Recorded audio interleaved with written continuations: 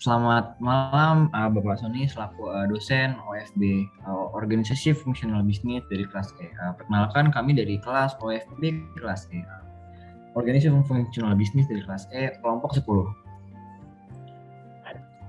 Sebelumnya perkenalkan, nama saya Raffi Aryan Yusuf dengan NRP 5026 21177.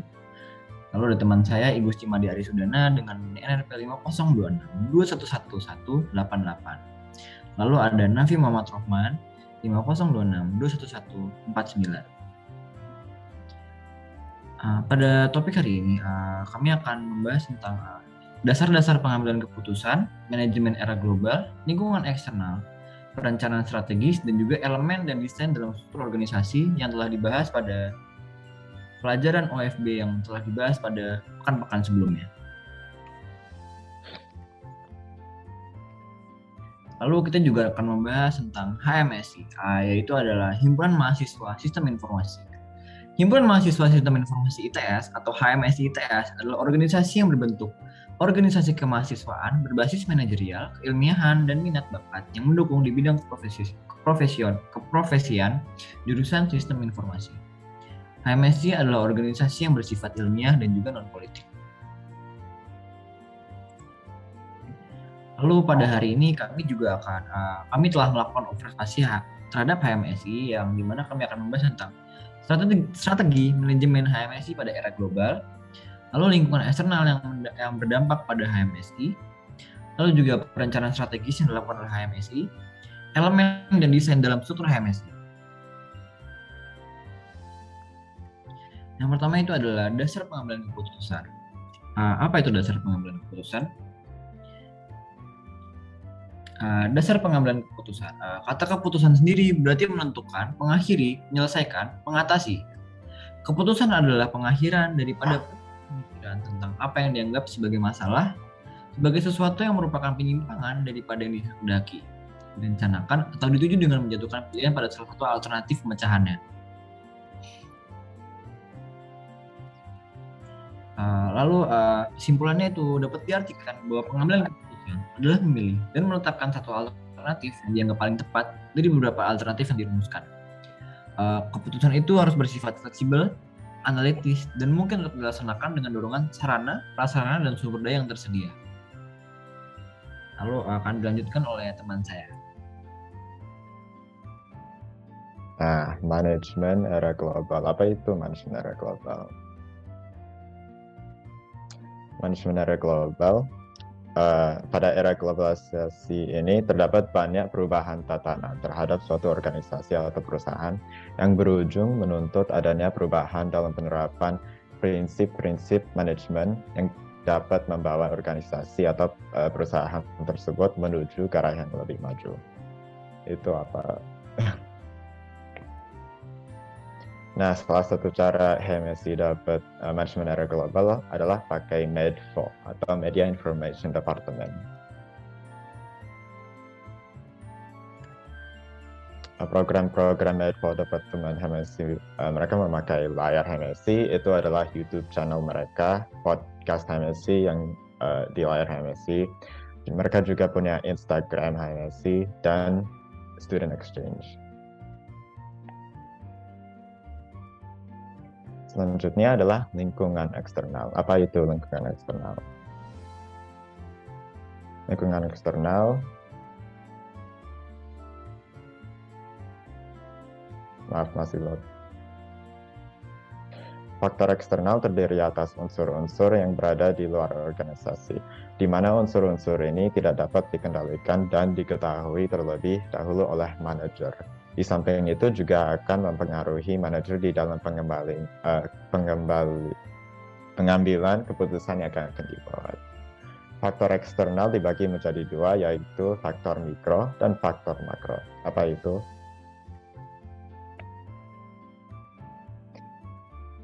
Faktor mikro atau faktor eksternal mikro yaitu lingkungan yang mempunyai pengaruh langsung terhadap kegiatan manajemen. Salah satu nama lainnya adalah faktor spesifik. Dan lingkungan eksternal makro yaitu lingkungan yang mempunyai pengaruh tidak langsung. Lingkungan eksternal adalah lingkungan yang berada di luar organisasi dan perlu dianalisis untuk menentukan kesempatan atau opportunities dan ancaman atau threat yang akan dihadapi perusahaan.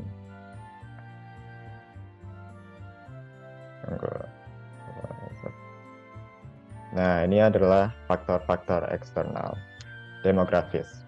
Para anggota pengurus HMSI terdiri dari berbagai macam usia dan gender yang berbeda, sehingga pola pikir dari tiap-tiap pengurusnya pasti akan berbeda.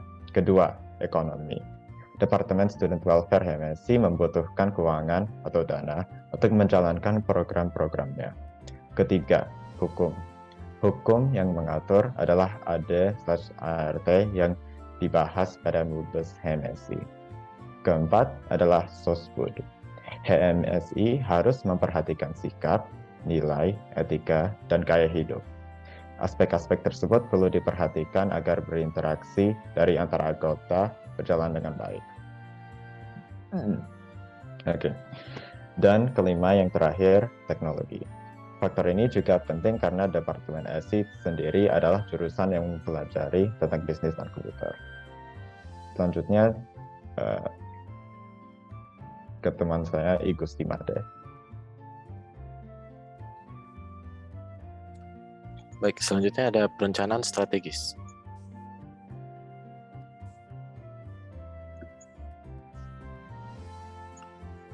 Apa itu perencanaan strategis? Perencanaan strategis adalah proses atau rangkaian aktivitas pengambilan keputusan yang bersifatnya mendasar dan menyeluruh, disertai dengan penetapan cara pelaksanaannya yang dibuat oleh pimpinan organisasi dan diimplementasikan oleh seluruh jajaran di dalam organisasi tersebut untuk mencapai tujuan. Selanjutnya ada langkah-langkah yang barusan. Yang pertama, penentuan visi, misi, dan juga tujuan. Kemudian ada analisis eksternal dan juga internal. Kemudian ada merumuskan strategi, lalu ada menerapkan strategi, dan yang terakhir mengevaluasi hasil dari penerapan strategi tersebut. Selanjutnya evaluasi dan desain dalam struktur organisasi. Struktur organisasi adalah suatu sistem yang digunakan untuk mendefinisikan suatu hierarki dalam suatu organisasi, mengidentifikasi setiap pekerjaan, fungsinya, dan kemana seseorang harus melapor dalam organisasi.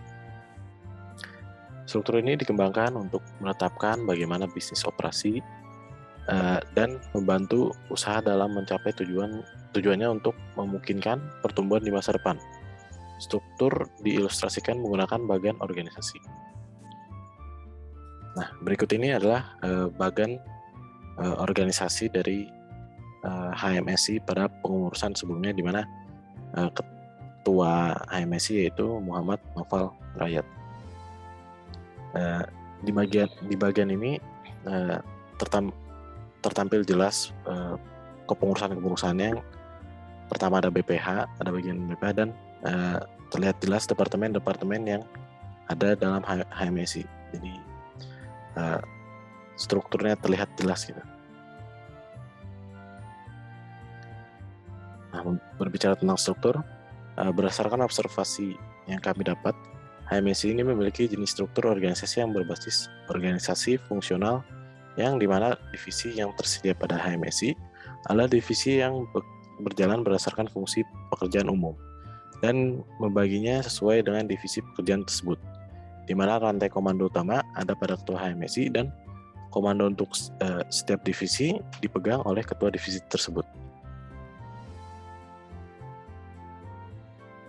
Oke, sebelum presentasi hari ini kami akhiri, kami akan menunjukkan tentang mind map HMSI. Boleh tolong dijelaskan, Nafi? Ya, saya sebagai kreator mind map-nya. Jadi, maaf jika berantakan. Lihat di sini dulu, yang di tengah sini. Ya, logonya, Himpunan Mahasiswa Sistem Informasi. Saya juga menempelkan visi dan misi, karena saat observasi saya penting banget, dan kamu lihat yang line konektor ini, line konektor ini relasi dengan banyak banget poinnya yang dalam mind map-nya. Oke, jadi observasi saya dapat dari website HMSI. Dan setelah itu ada banyak link seperti YouTube channelnya dan IG-nya. Saya bacain misi-misinya, zoom in. Oke. Misi pertama. 1. Mengadakan kegiatan kemahasiswaan yang bertujuan untuk meningkatkan kualitas sumber daya manusia di bidang akademis dan non-akademis. Kedua, memperkenalkan jurusan sistem informasi di lingkungan masyarakat luas. Ketiga, menjalin hubungan dan kerjasama atas dasar kekeluargaan dengan organisasi di dalam atau di luar jurusan sistem informasi. Nah, tanda-tanda ini paling penting, jadi ingat, karena mereka berelasi dengan banyak poin dalam mind map saya. Nah, ke atas dulu, ke PC.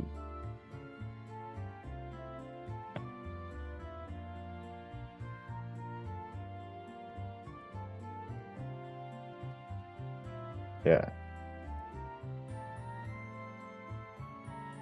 PC HMSI.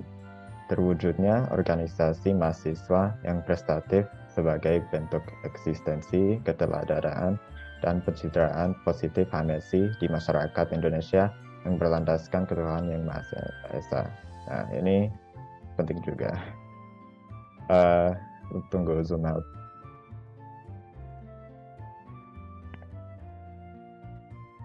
Oke, yang pertama dulu, ayo ke bab 1 atau materi dasar pengambilan keputusan dulu.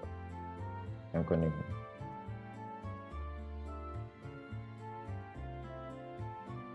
Nah, apa itu dasar-dasar? Tunggu. Ya, apa itu pengambilan keputusan? Secara dasar, pengambilan keputusan adalah suatu hasil atau keluaran dari proses mental atau kognitif yang mengusung pada pemilihan jalur perbuatan antara berapa pilihan yang tersedia. Ya, ini penting sebagai manajer. Yang note ini gak usah dibaca, cuma itu menyatakan saya tidak terlalu yakin dengan hasil saya karena dari hasil observasi dari websitenya belum tahu kalau informasinya terlalu banyak atau abundant untuk menyimpulkan. Tapi saya masih dapat informasi cara mereka membuat keputusannya dan juga keputusan mereka saat ketidakpastian. Yang pertama, cara membuat keputusan. Untuk cara pengambilan keputusan, saya opini saya katakan rasionalitas terbatas atau intuisi di luar karena proses eliminasi. Karena yang duanya rasionalitas murni hanya ideal, tidak realistis. Dan keputusan berbasis bukti menurut saya dari observasi saya tidak dapat dibuktikan karena informasi tentang bukti tidak jelas serta hubungan antara kemungkinan bukti dengan keputusan. Seperti posting mereka, saya tidak dapat lihat buktinya.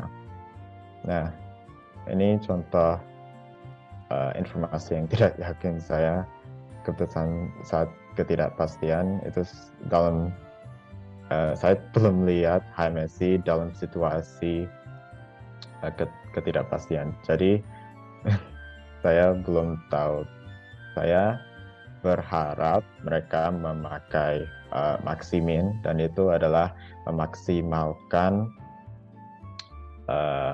pengambilan minimum saat situasi ketidakpastian. Tapi saya belum tentu tahu sih.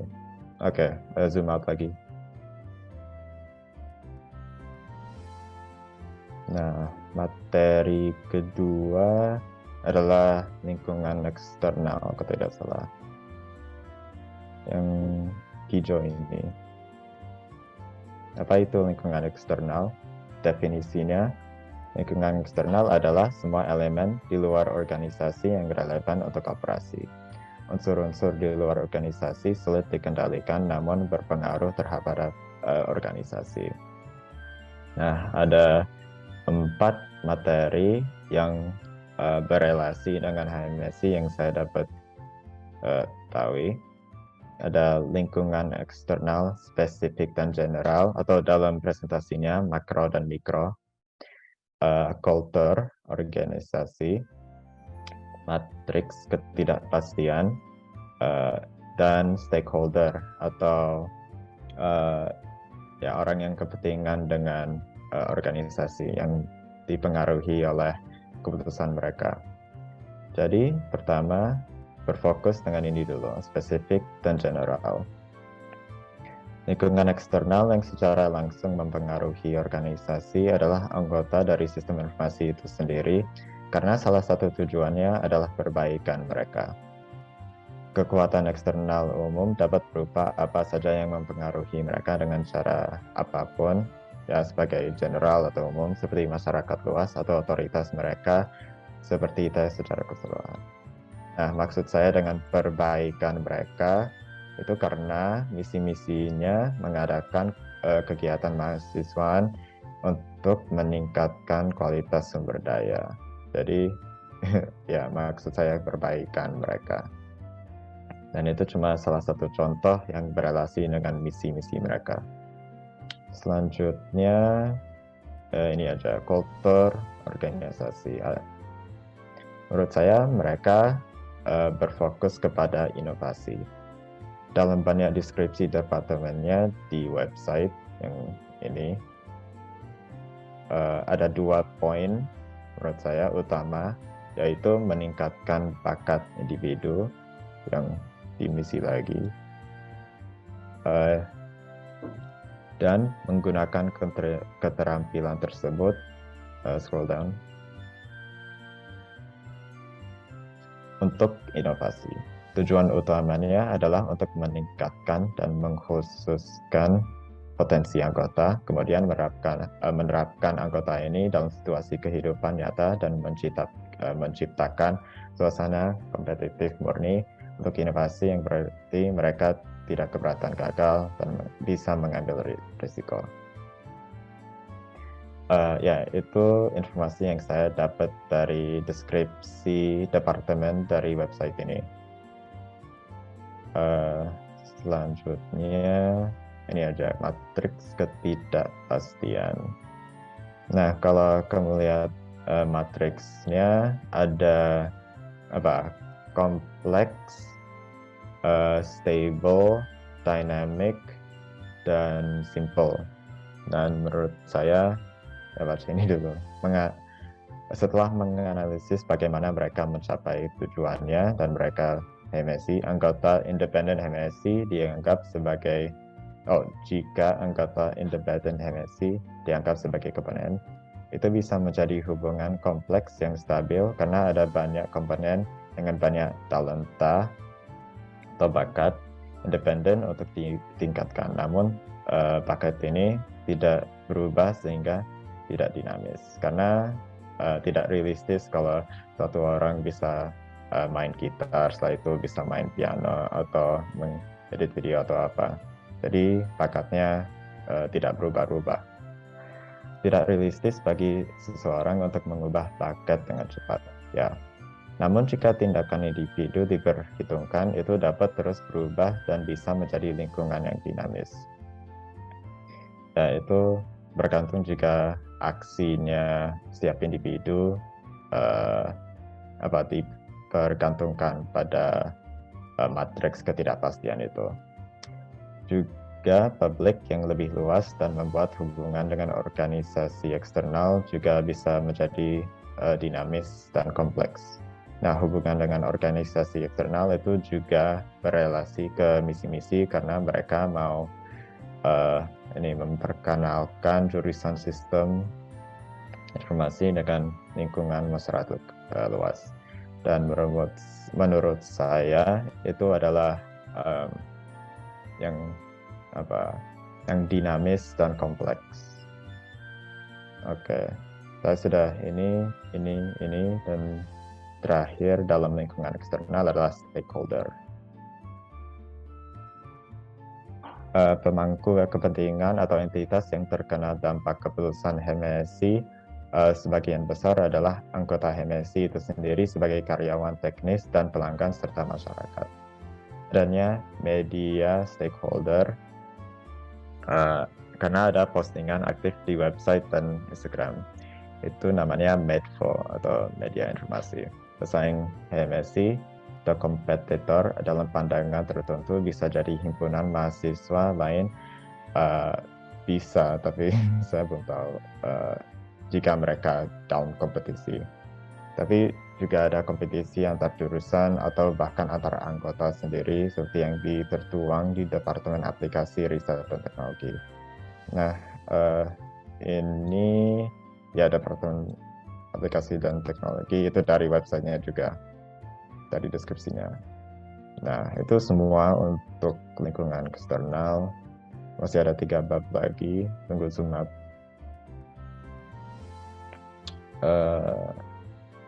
Tunggu, ini 4. Oh, ini seharusnya 2, maaf. Oke. Manajemen era global selanjutnya. Ya, manajemen era global. Apa itu? Era globalisasi merupakan perubahan global yang melanda seluruh dunia. Dampak yang terjadi sangatlah besar terhadap berbagai aspek kehidupan manusia di semua lapisan masyarakat, baik di bidang ekonomi, sosial, politik, teknologi, dan lingkungan, budaya, dan sebagainya. Tentu saja ini juga bisa mengubah cara pengelolaan atau manajemen yang harus dilakukan. Jadi dalam materi manajemen era global HMSI berrelasi dengan global mindset, global perspective, dan cara mereka menjadi global. Yang ini dulu aja, going global. Nah, HMSI menjadi global itu overstatement, pernyataan yang berlebihan. Namun dalam misinya secara eksplisit dinyatakan tujuan mereka adalah untuk menjalin hubungan dengan organisasi eksternal. Ya sudah berkali-kali itu bermention tentang misi-misinya. Yang yang nomor 3 ya.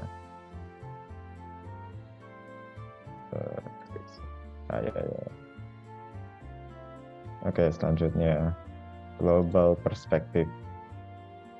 HMSI tidak sesuai dengan definisi perspektif global karena mereka definisi perspektif global itu membutuhkan kantor pusat yang berbeda, tetapi hal itu ditunjukkan dalam visi pendekatan kerja mereka didasarkan pada kebutuhan mahasiswa.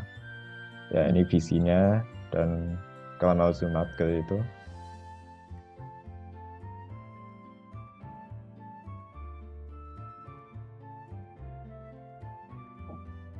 Ya, berlandaskan ketuhanan yang Maha Esa. Itu global perspektifnya. Itu tidak sih zoom ke global perspektif lagi. Ya, tidak 100% sih berelasi dengan global perspektif karena definisi yang tradisionalnya adalah jika work approach-nya berelasi dengan host country atau yang mana yang paling benar, dari host country atau international headquarters atau apa. Dan answer saya ketuhanan yang Maha Esa. Oke, yang ketiga, global mindset. Menurut saya mereka punya global mindset yang sosial. Dalam misinya lagi tersebut secara eksplisit disebutkan bahwa menjalin relasi baru merupakan salah satu tujuan HMSI yang terkait dengan pola pikir sosial global. Nah, yang kedua yang bisa untuk global mindset adalah psychological.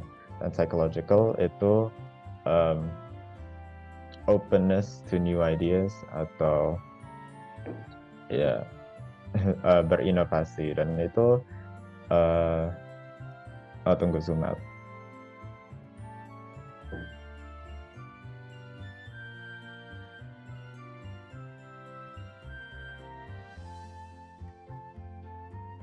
Oh ya, ke sini.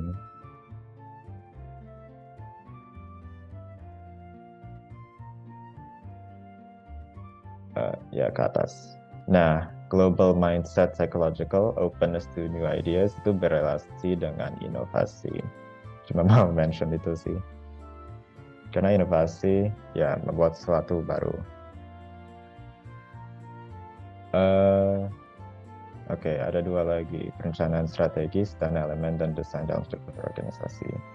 Selanjutnya, perencanaan strategis.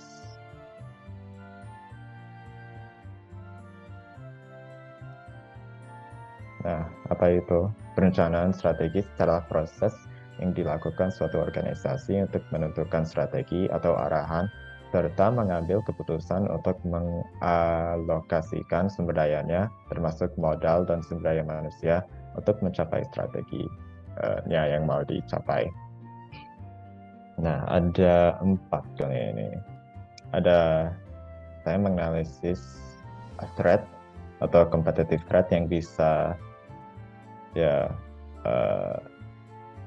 danger in HMSI. Setelah itu ada beda strategi type bergantung pada eksekutif dan middle manager. Setelah itu bottom manager, tapi yang bottomnya tidak di mention karena itu operational strateginya nggak terlalu berelasi ke HMSI sih. Yang terakhir adalah core kompetensi atau competitive advantage yang dipunyai HMSI. Dan ini adalah contoh video dan ini connecting ke sini ya. Oke, yang pertama dulu aja.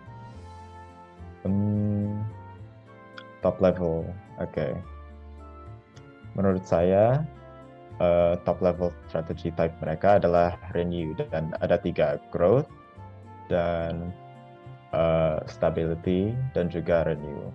Menurut saya mereka renew, tidak growth, karena mereka mau mengganti brand mereka, karena mereka punya gelora perubahan yang that happened 5 bulan lalu di YouTube channel mereka.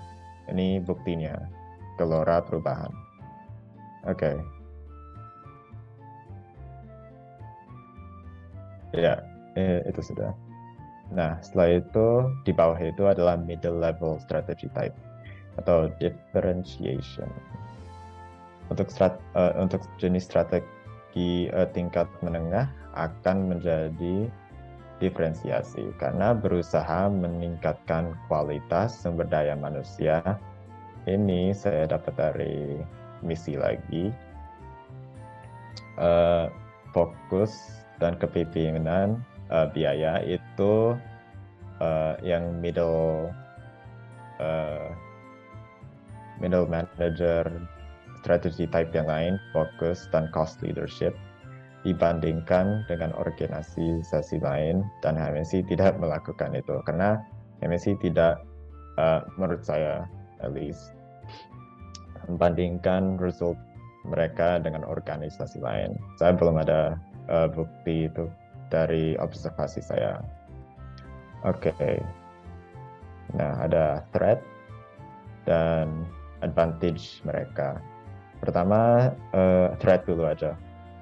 Nah, kekuatan persaingan bisa jadi merupakan sistem informasi generasi baru karena menggantikan generasi lama, tetapi secara eksternal, saya tidak pikir HMSI sedang diganti, serta HMSI tidak terkait dengan daya tawar pembeli atau pemasok, karena mereka tidak memiliki produksi yang mau dijual, dan itu berrelasi dengan bargaining power dan bargaining power supplier dan buyer. Dan worry saya yang saya mention di sini yang bergenerasi, dan itu inevitable sih. Secara eksternal tidak ada kompetisi. Selain bisa, tapi saya nggak tahu kalau mereka 100% dalam kompetisi adalah himpunan mahasiswa yang jurusan lain. Core kompetensi dan atau competitive advantage mereka. Pada bagian media informasi atau medco, banyak terdapat postingan aktif untuk informasi yang bermanfaat bagi mahasiswa dalam sistem informasi. Di Instagram mereka aktif, terdapat informasi terkait beasiswa, kompetisi, event yang mereka selenggarakan, dan masih banyak lagi postingan yang terkait dan bermanfaat bagi para member di MSI. Ada juga banyak posting dan artikel di situs web yang dulu aktif, memiliki informasi yang lebih berguna, bahkan informasi yang tidak terkait dengan sistem informasi sih, seperti cryptocurrency, informasi komputer, saran medis, dan lain-lain. Dan juga ada podcast di YouTube mereka. Saya tidak melihat postingan seperti ini di situs himpunan mahasiswa lain. Itulah sebabnya ini kompetensi di MSI. Dan ini berasumsi mereka berkompetensi dengan himpunan mahasiswa lain. Intinya saya melihat medfo mereka aktif dan interesting banget, tapi yang lain saya tidak lihat sih. Zoom out perencanaan strategis sudah, dan yang terakhir adalah elemen dan desain dalam struktur organisasi. Ini nggak bisa fit dalam satu, jadi saya dibagi menjadi dua. Nah, apa itu struktur organisasi? Struktur organisasi adalah bagaimana pekerjaan dibagi, dikelompokkan, dan dikoordinasikan secara formal. Itu definisi yang paling simple sih. Nah, ini otoritas dulu. Saya pakai ini karena dalam paragraf ini saya menjelaskan saya cuma mention banyak istilah-istilah. Tidak cuma otoritas, tapi punya tema yang bersama, yaitu berapa strict atau tegas mereka sih. Meskipun ada otoritas, karena ada hierarki seperti leader dan sekretari, tidak ada hierarki, hanya perwakilan untuk setiap departemen, seperti pemimpin dan sekretaris. Memang ada spesialisasi, tapi menurut saya tidak terlalu kaku atau ketat atau tegas. Tidak ada aturan untuk tidak bekerja sama lintas departemen. Itulah kenapa saya percaya ini lebih organik daripada mekanistik. Saya tidak percaya ada aturan atau pedoman yang jelas untuk setiap tindakan sehingga formalisasinya rendah. Nah, ini cuma menurut saya, tidak tahu kalau ada pedoman seperti itu. Cuma saya tidak lihat, dan di websitenya tidak seperti itu sih. Kayaknya mereka yang organisasi yang lebih freeform dan berinovasi. Oke. Selanjutnya, departementalisasi fungsional. Menurut saya mereka punya division of labor yang berdasarkan fungsional, tidak produk, tidak berdasarkan region, tidak berdasarkan line of product, fungsional.